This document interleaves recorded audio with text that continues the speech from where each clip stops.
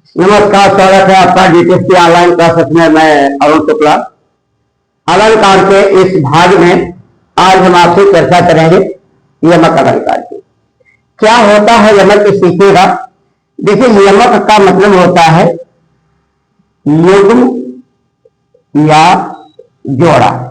यमक शब्द का शाब्दिक अर्थ है युग्म या जोड़ा। मतलब अर्थात जहां कोई शब्द दो या दो से अधिक बार आए,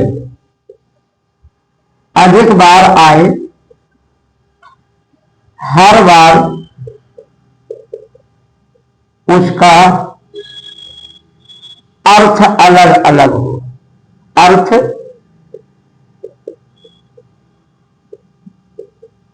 अलग अलग हो, वहां यमक अलंकार होता है। क्या कैसे समझिएगा? यमक का मतलब युग्म या जोड़ा, यानी जहां पर कोई शब्द कम से कम दो बार आए या दो से ज्यादा बार आए, हर बार उसका अर्थ भिन्न भिन्न हो, वहां यमक अलंकार होता है। सबसे पुराना इसका उदाहरण है जैसे कनक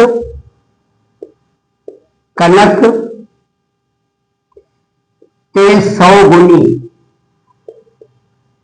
कनकते सौगुनी। मादकता मानी नशा, मादकता अधिकाय। या खाए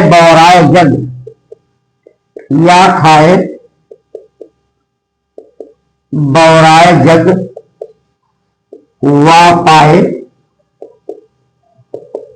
बौराज।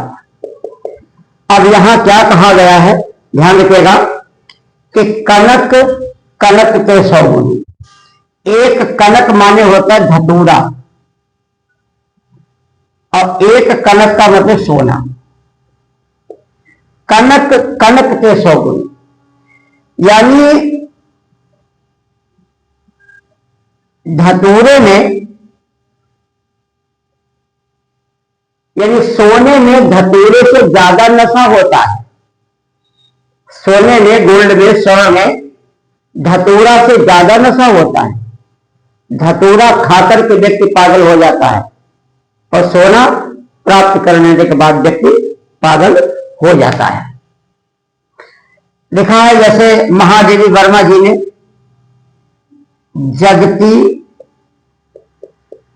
जगती की मूक प्यास। महादेवी वर्मा की रचना है बादल राग। इसमें वर्षा रूपी सुंदरी पर चर्चा की गई है कि रूपस तेरा घन के पास। तो जगती माने जागृत होना, और जगती माने पृथ्वी। महादेवी जी कहते हैं पृथ्वी की मूक प्यास जागृत हो रही है। जगती की मूक प्यास। और अन्य उदाहरण देखते हैं। देखिए, बहुत से उदाहरण हैं, आपको जो इसमें सबसे सटीक, सबसे अच्छा लगे उसका प्रयोग कर सकते हैं, या जो परीक्षा में पूछा जाए।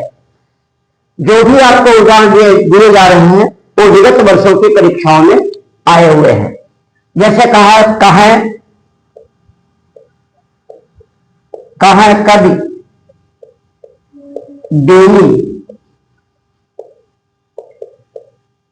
बेनी ब्याल की चुराए ली।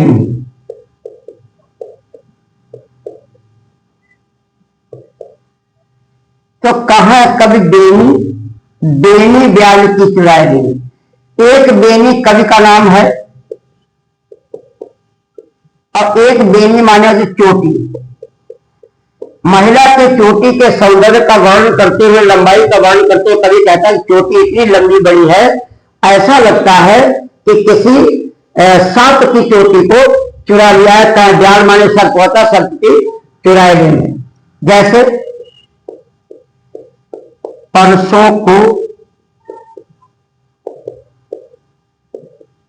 बिताए दियो बरसों, तरसों कब पाए पिया परसों। तरसों कब पाए पिया परसों।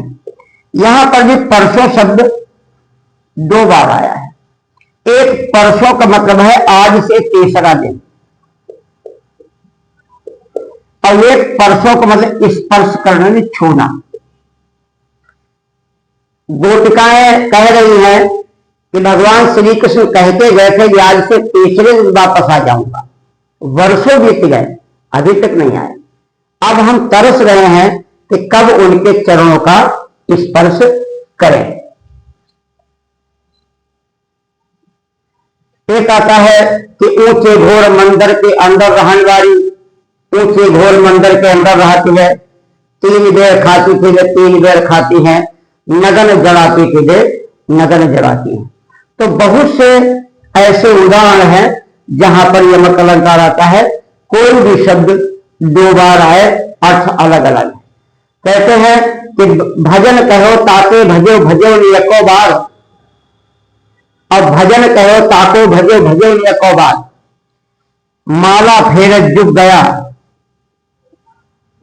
माला फेरत जुग गया, गया न मन का फेर, कर का मन का डार दे, कर का मन का डार दे, मन का फेर। अब यहां मन का शब्द 2 बार है, तो मन का ऐसे का मन का, मन माने हृदय, का माने का यानी हृदय का, और मन का माने मोती। हाथ के मोती को फेंको और मन के मोती को घुमाओ, क्योंकि माला फेरते हुए युगों बीत गए लेकिन मन का प्रपंच कम नहीं हुआ। इसलिए हाथ के मोती को त्यागो और हृदय के मोती को घुमाओ, तभी प्रपंच दूर होगा। अब जैसे आता है तुलसी जी की चौपाई है, हे खग मृग, हे खग मृग,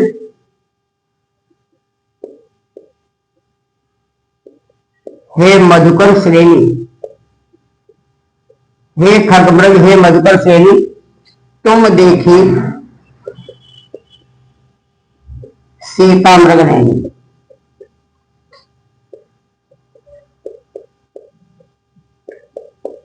हे खग मृग हे मधुकर श्रेणी, तुम देखिए सीता मृग नैनी।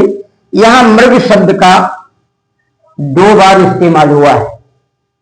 इस मृग का मतलब है जानवर, और इस मृग का मतलब है हिरण।